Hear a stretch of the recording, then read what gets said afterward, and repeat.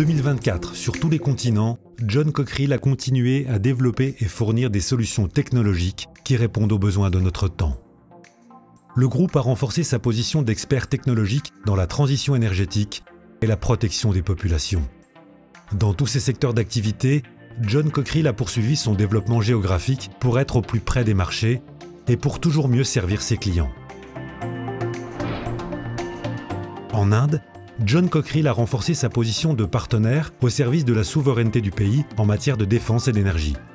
En 2024, enregistrement de la plus importante commande indienne d'électrolyseurs avec 640 MW pour AM Green afin de produire de l'hydrogène vert pour l'un des plus grands complexes d'ammoniac vert au monde. Acquisition d'un site et début des démarches pour construire une première gigafactory à Kakinada et y produire des électrolyseurs alcalins. Signature d'un protocole d'accord avec Steel Authority of India Limited pour accélérer le développement de technologies de production d'acier plus durables. Fourniture de lignes de traitement de l'acier à ArcelorMittal Nippon Steel India, à Tata Steel, ainsi qu'à Jindal Steel & Power. Développement et livraison d'une première tourelle Cockerill 3105 pour le char léger Zorawar de Larsen & Toubro pour l'Organisation indienne de recherche et développement pour la défense. Nouveau record de sécurité pour notre atelier de Taloja avec plus de 4200 jours sans accident. Inauguration d'un nouveau quartier général à Mumbai où sont rassemblées les équipes indiennes. En Asie-Pacifique, rénovation majeure de la tour de refroidissement de la centrale géothermique de Wayang-Windu en Indonésie. À Taïwan, montage et mise en service d'un aérocondenseur amont de 48 modules pour la centrale électrique à cycle combiné Sunba 2. En Corée, commande d'une tour de refroidissement humide-sèche amont pour la centrale à cycle combiné de KEPCO Andong 2.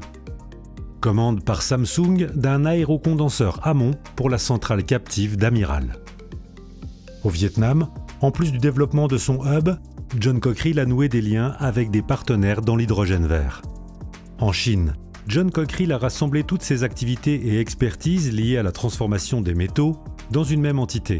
Lancement du deuxième projet de régénération d'acide Ali fluidisé pour Baosteel, pour recycler l'acide des diverses unités de décapage et récupérer de l'oxyde de fer.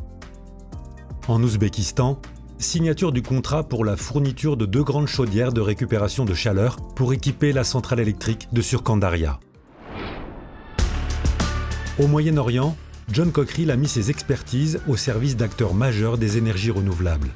Aux Émirats arabes unis, mise en service du parc solaire MBR équipé d'un récepteur thermosolaire John Cockerill.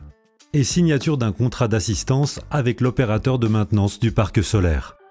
Contrat de fourniture d'un aérocondenseur amont de 14 cellules pour un projet de valorisation énergétique de déchets aux Émirats arabes unis. En Afrique, participation à la visite d'État belge en Namibie pour stimuler la coopération en matière d'hydrogène vert et réception d'une délégation namibienne en Belgique.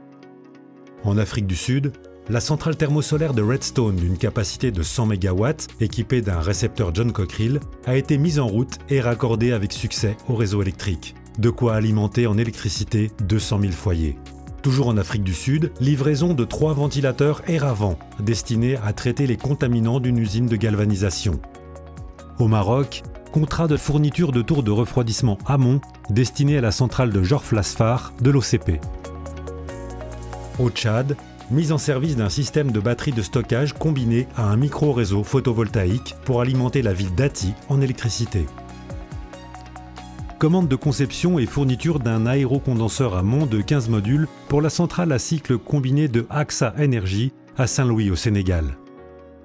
Extension d'un ancien aérocondenseur pour la centrale à cycle combiné de Kumasi au Ghana. En Côte d'Ivoire, inauguration de ponts et d'échangeurs routiers réalisés par John Cockerill. Le groupe a également poursuivi le vaste chantier d'infrastructures hydrauliques dans le pays.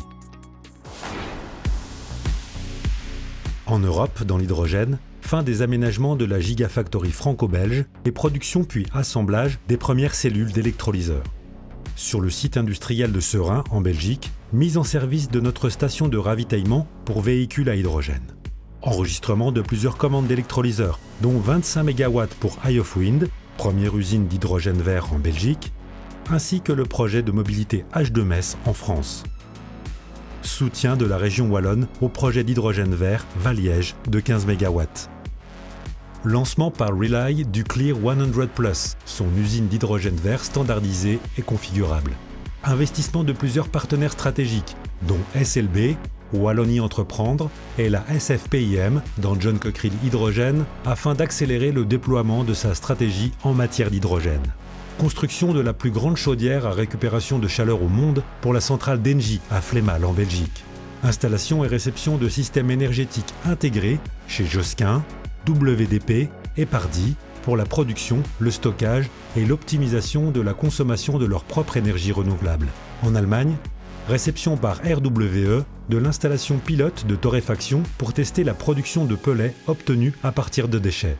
En Suède, pour SSAB, lancement d'une étude pour intégrer la technologie Jet Vapor Deposition dans une production d'acier haut de gamme plus durable.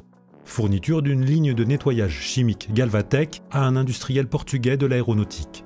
En Roumanie, premier contrat de One-Through Boiler vertical pour la centrale de Mintia et d'un système de refroidissement amont. Au Royaume-Uni, contrat de revamping des tours de refroidissement de l'usine de cogénération de Saltend. Réception par Framatome des 3 stations de traitement des effluents à son usine de Jarry. Opération de maintenance des parcs nucléaires français et belges et obtention de nouvelles qualifications soudage. Réalisation d'équipements mobiles pour ADNOC. Tuyauterie de pompe et filtres haute pression dans des containers pour l'industrie pétrolière. Nouveau cycle de formation dédié à la maintenance d'usines de production d'hydrogène à l'Institut des Talents avec la promotion Volta de 20 nouveaux spécialistes diplômés. Intervention sur de nombreux ouvrages hydrauliques et hydroélectriques en France et en Belgique. Fabrication et installation des équipements hydromécaniques de la future écluse de Montmac. Remplacement de l'évacuateur de crue du barrage hydroélectrique de Pisançon. Rénovation de la vanne du barrage hydroélectrique de Bord-les-Orgues. Démarrage de Cometa, l'usine pilote de traitement des boues d'épuration et des déchets organiques en région parisienne qui réunit plusieurs technologies de John Cockerill. Digestion anaérobie et hydrolyse thermique, stripping de l'azote et pyrolyse des digestats.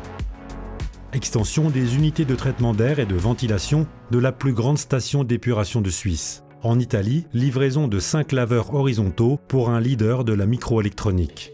Dans la défense, John Cockerill a acquis Arcus, le leader français dans la fabrication de véhicules militaires. Cette intégration est un mouvement majeur dans le renforcement et la consolidation de l'industrie européenne de défense.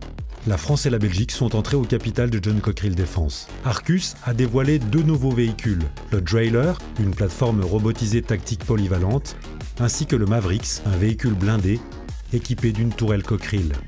Obtention par Arcus d'une commande pour développer et produire les camions citernes de nouvelle génération de la Direction Générale de l'Armement avec la livraison dès 2026 d'une première tranche de 70 véhicules sur 376.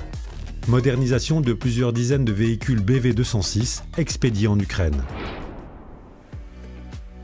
En Amérique, transformation du site de Baytown au Texas en usine de production d'électrolyseurs et obtention d'un crédit d'impôt par le ministère américain de l'énergie pour ce projet. Accord de partenariat avec Johnson Matthey et ET Fuels pour un projet d'e-méthanol de 120 000 tonnes au Texas grâce à 210 MW d'électrolyseurs alcalins pressurisés. Dans l'Arkansas, la ligne de galvanisation à chaud en continu, fournie à un fleuron de la sidérurgie américaine, a produit sa première bobine d'acier. Un autre sidérurgiste américain a commandé une ligne pour la production d'acier électrique. Mise en service des unités de traitement des effluents odorants et de stripping, fournies au Centre de biométhanisation de la matière organique de Québec, au Canada. Au Chili, livraison de 5 véhicules Bastion d'Arcus à la police chilienne qui modernise sa flotte de véhicules et améliore ses capacités opérationnelles. Au Mexique, finalisation des aérocondenseurs respectivement de 40 et 20 modules pour les centrales électriques à cycle combiné de Valladolid et Mérida. En 2024, John Cockerill a également consolidé ses fondamentaux avec le déploiement d'un nouveau programme global de conformité légale, la poursuite de sa démarche ESG et l'amélioration de ses performances en matière de sécurité. L'engagement au service des communautés s'est matérialisé au travers de la Fondation John Cockerill qui a mobilisé 1150 collaborateurs du groupe et soutenu 26 projets contribuant directement à l'amélioration des conditions de vie de plus de 15 000 personnes dans 18 pays. Fort de ces réalisations emblématiques, John Cockerill poursuit sa route en 2025 avec l'ambition de contribuer à la transition énergétique, à une production industrielle plus durable et à un monde plus sûr.